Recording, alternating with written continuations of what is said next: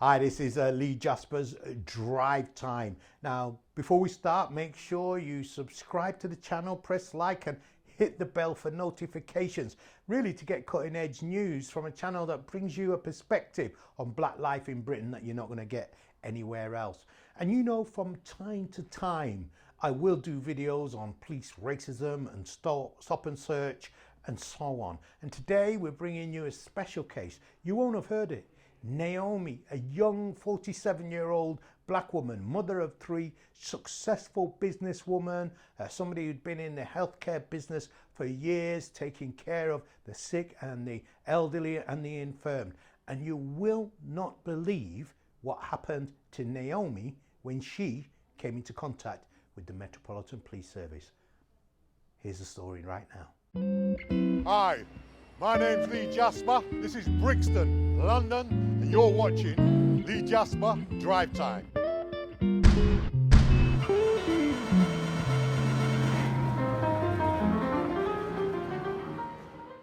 So my name's Neomi Bennett. I'm a mother of 3 children. I'm also a registered nurse and I run my own business. At the beginning of the year, I was in my car dropping off a friend on Garrett Lane, which is maybe 30 seconds from my home. I could see my road.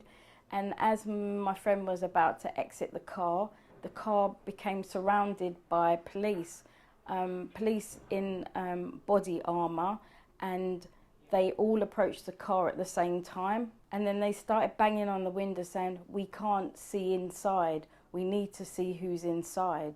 I completely panicked because, like I said, there was a policeman with like this body armour and sort of, I don't know if it was tasers or guns, but he was standing in a stance that was really scary, simultaneously with the other officers around the car. So it was very difficult to kind of comprehend what was going on. I was completely confused and it was so traumatic. I then started to see the incident almost outside of my body.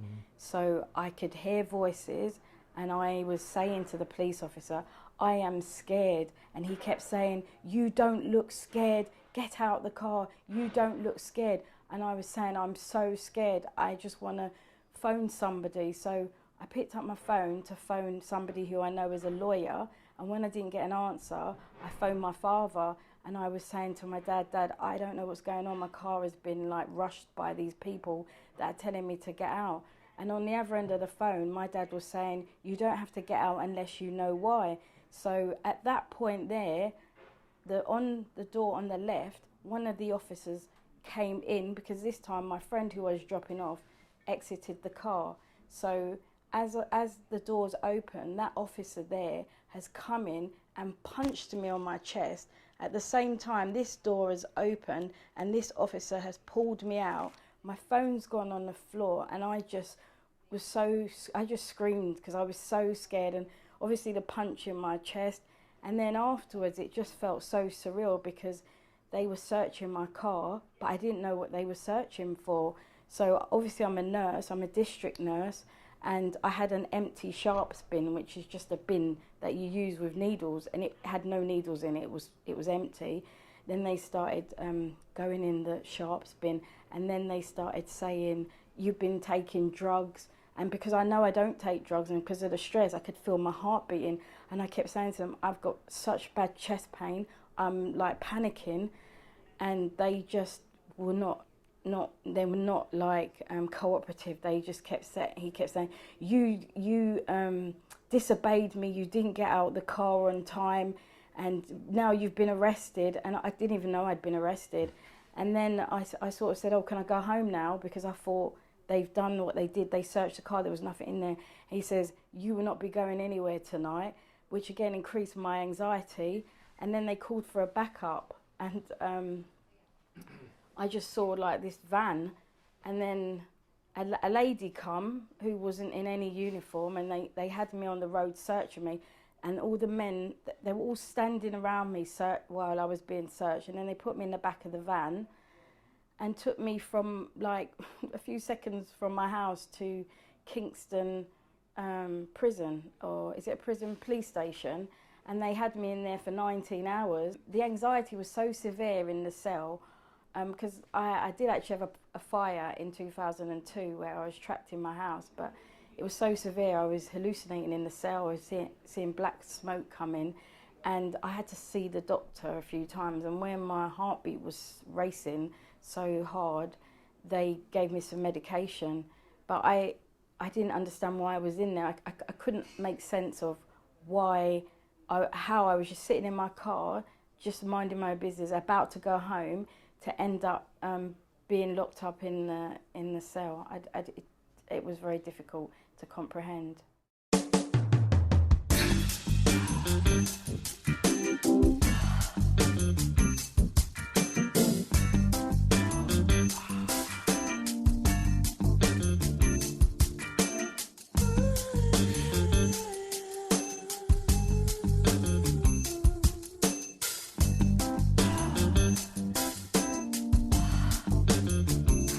Okay, so I don't have a criminal record, no convictions, and basically in 2006 there was an incident at a place that I worked where the police were called, and as a result of that no charges were laid on me. However, my CRB was terribly affected, and I was unable to get into college, unable to go to university, and also unable to get into the caring profession.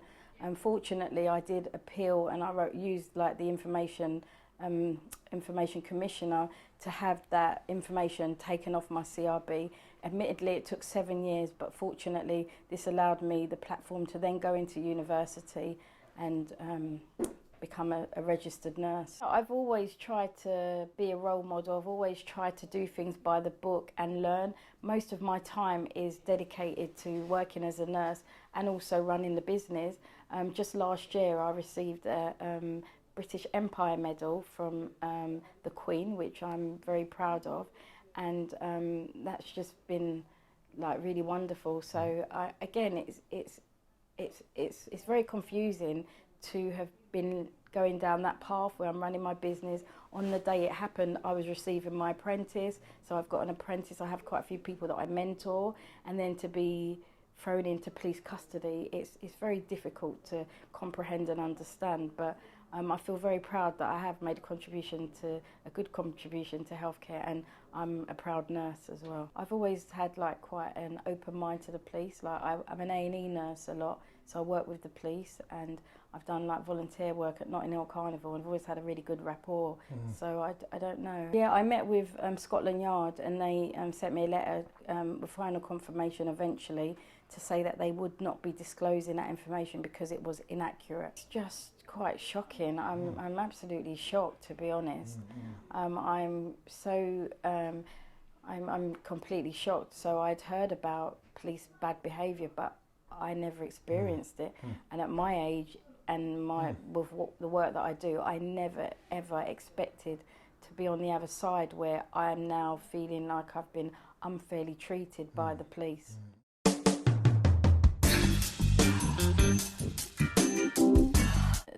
The magistrate said that I took too long to get out the car. It took 6 minutes. I received a full conviction and a fine of £1,000. Yeah, so basically in 2002 I had a house fire where I was trapped in the house, and as a result of that I was diagnosed with PTSD, which is something that's quite common and it's manageable. But sometimes if you find yourself in a scary situation, it can heighten your senses. So it's not sort of a normal sense of fear. And my doctor explained to me that what had happened is, because I really didn't even remember a lot of what had happened, she said it was because I was disassociated because I was so fearful. And I became fixated on the police officer with the arms on him.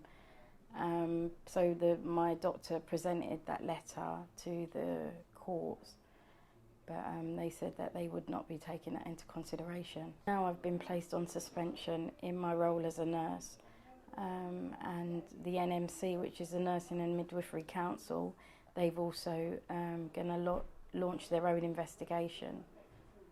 Yeah, I think that obviously the trauma of it and kind of trying to make sense of what's going on now, it's still very confusing. So I am undergoing treatment for the PTSD episode that was, it kind of brought it back on. So I have actually been having treatment for that, and you know, just trying to do the best I can. But now I've obviously had to launch an appeal.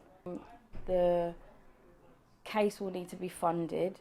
I was funding it myself to the magistrates, but I'm no longer in a position to be able to support the appeal financially. Stopwatch, on my behalf, have launched a crowdfund to help raise some money to lodge the appeal. And how much are we looking for? So the solicitor bill at the moment is £2,000, and then the barrister on the day, we're still getting some quotes. Okay.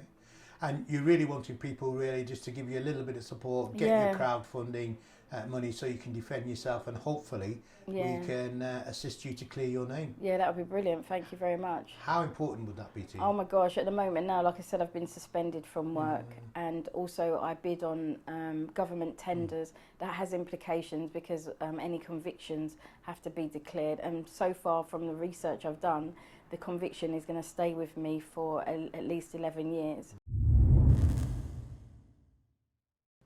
Well, there you have it.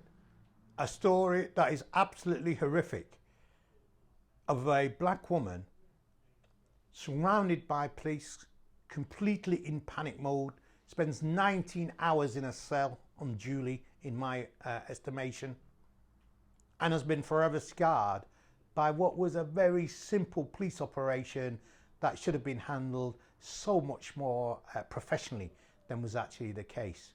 And let me tell you something about Naomi's particular case. It is not exceptional. I meet hundreds of black people, often professionals, many black women, whose lives and careers have been destroyed and undermined because of erroneous entries on police computers that designate them as being either violent or anti-police, and on the other hand of police charging individual black people for offences that are minor but which have a massive impact upon their professional careers and development. And that's why we make these videos, because we need the better quality policing, anti-racist policing that allows black people to go about their daily business without inference or harassment from the Metropolitan Police Service. This is Lee Jasper's Drive Time. You heard another exclusive story right here on the channel. Stay tuned, and we'll speak to you again soon. Take care.